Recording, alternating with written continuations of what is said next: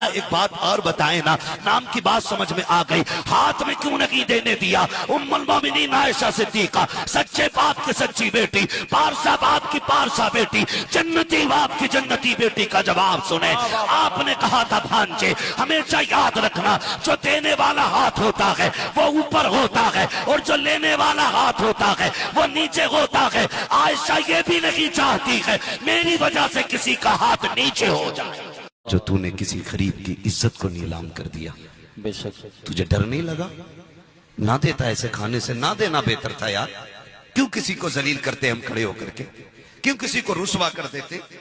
क्या तेरे दरवाजे पे ये भीख मांगने गए थे? इन्होंने हाथ फैला के कहा था मेरी बेटी के खाने का इंतजाम कर देना, तू खुद आगे बढ़ा था।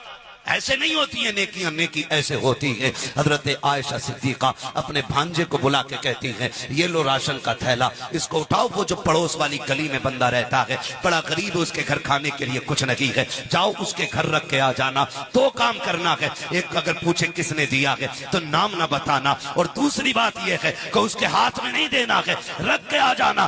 भांजे हैं हजरत अबू बकर सिद्दीक के, नवासे हैं हजरत अबू बकर सिद्दीक के, और हजरत आयशा सिद्दीका के भांजे जब आईना देख करके कहने लगे खाला जान, कहा क्या?